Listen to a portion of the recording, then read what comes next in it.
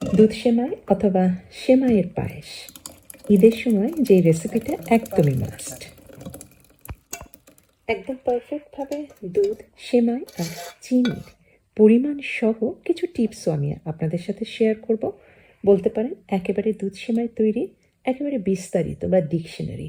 আসুন রেসিপিটা আমি আপনাদের জন্য শেয়ার করি। সবচেয়ে প্রথমে সেমাইটা আমি তো কিনেই এনেছি, প্যাকেটের মধ্যেই কিন্তু সেমাইটা এখন ভেঙে ছোট ছোট টুকরা করে নিতে হবে।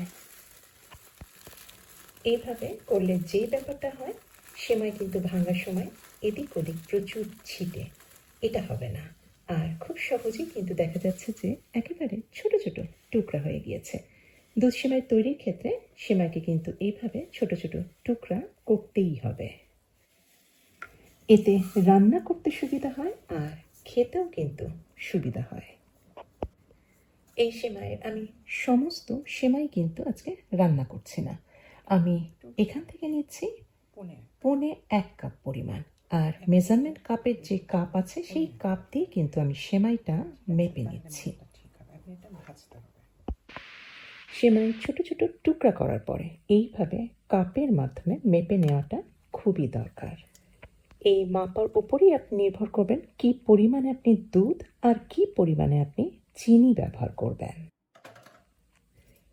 এটা 1 লিটার দুধে, এটা ফুল ক্রিম দুধ একটা প্যাকেট। আমি এখান থেকে কিছু পরিমাণ, এখানে খুব বেশি না, আধা কাপ পরিমাণ আমি দুধ নিয়েছি আর তার মধ্যে মিশিয়ে দিচ্ছি ফুল ক্রিম পাউডার দুধ। আমি 3 টেবিল চামচের মতো মিশালাম। এটা তৈরি থাকলো হাতের কাছে। এটা করেছি কারণ আমি দুধ জাল দিয়ে কিন্তু ঘন করব না, এটাকে দুধের ক্ষীর বলতে পারেন বা একদম ঘন দুধ এটা তৈরি রাখলাম।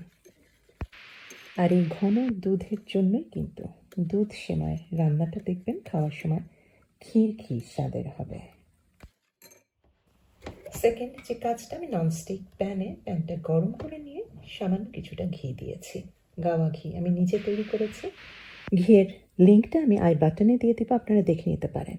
এই ঘি দিয়ে কোনো কিছু রান্না করলে, আমি বাড়িয়ে বলছি না, শুধু সেই জিনিস না, সেই রান্নাটা না, সারা বাড়ি গন্ধে, ঘিয়ের গন্ধে মৌ মৌ করে। চুলার আঁচটা আমি মিডিয়াম থেকে একটু লো হিটে রেখে আমি সেমাইগুলি ভেজে নিচ্ছি। খুব বেশিক্ষণ ভাজতে হবে না, 5 মিনিটের মতো ভাজলেই হবে। একটু খেয়াল রাখবেন সেমাই যেন একদমই পুড়ে না যায়।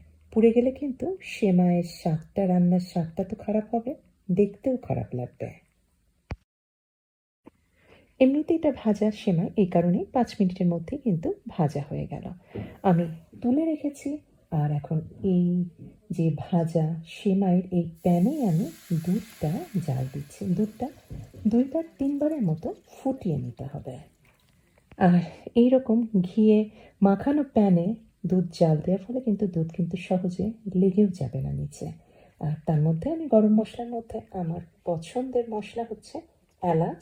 আমি জাস্ট ফেটিনি, কিন্তু জাস্ট একটু কামড় দিয়েছি যাতে বিচিটা বার না হয়ে যায়। তাহলে কিন্তু বেশি ফেটিয়ে যদি দেন তাহলে সেক্ষেত্রে বিচিটা বার হয়ে যাবে, খেতে ভালো লাগবে না, খাওয়ার সময় দেখতেও ভালো লাগবে না। আর একটা খুবই পছন্দের মশলা সেটা হচ্ছে তেজপাতা। আমি একটা তেজপাতা দিয়েছি। এই মশলাগুলি পরে কিন্তু আমি সব উঠিয়ে নেব। দুধটা জাল দিচ্ছি, দুধ তো ফুটে উঠেছে।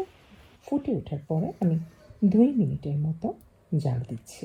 আর তারপরেই দিয়ে দিলাম সেমাইগুলি, ভেজে রাখা সেমাইগুলি। সেমাই কিন্তু সেদ্ধ হতে বেশি সময় লাগে না। আর আমিও কিন্তু নাড়ছি সব সময়, আর সেমাইটা কিন্তু সেদ্ধ হয়ে যাচ্ছে। আর দুধ নাড়তে নাড়তে এই ফাঁকে আমি চিনির পরিমাণটা ঠিক করে রাখছি।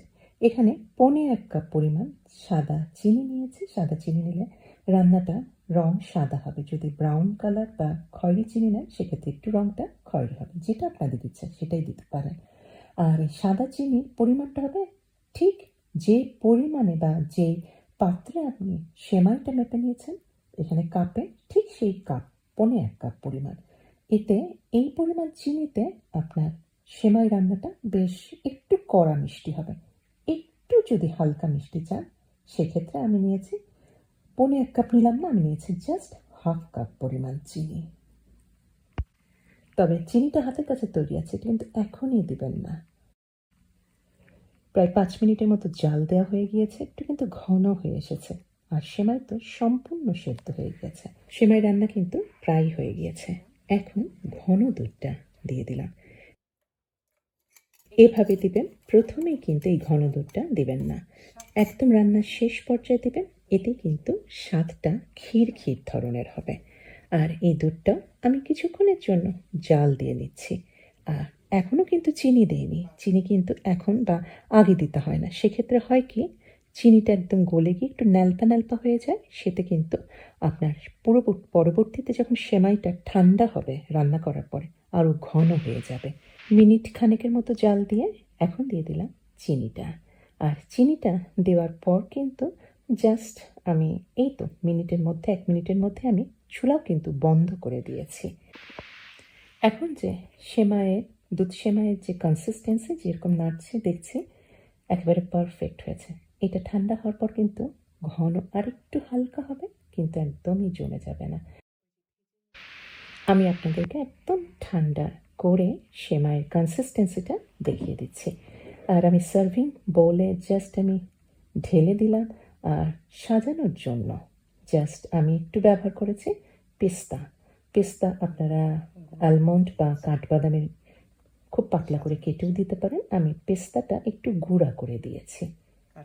কিশমিশ দিতে পারেন, যেটা আপনাদের ইচ্ছা। কিন্তু রান্নাটা আমি যেভাবে বলেছি, যেভাবে করেছি সেভাবেই করবেন, তাহলে দেখবেন একদমই পারফেক্টভাবে নতুন রাঁধুনিরা চোখ বন্ধ করে এই সেমাই রান্না করতে পারে। এই সেমাই রান্না করার সময় চিনির স্বাদ বুঝে চিনি আর একটু অ্যাড করা এসবের কোনো প্রয়োজনই নাই। একেবারে দুধের পরিমাণ, চিনির পরিমাণ আর সেমাইয়ের পরিমাণ আমি একেবারে অঙ্কের মতো করে যেটা বলেছি সেটাই চোখ বন্ধ করে ব্যবহার করবেন। আর ঠান্ডা হওয়ার পরে এখন এই রকম হয়েছে সেমাইয়ের কনসিস্টেন্সিটা, একদম পারফেক্ট।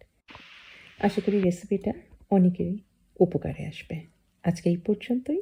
সবাই ভালো থাকবেন। আল্লাহ হাফেজ।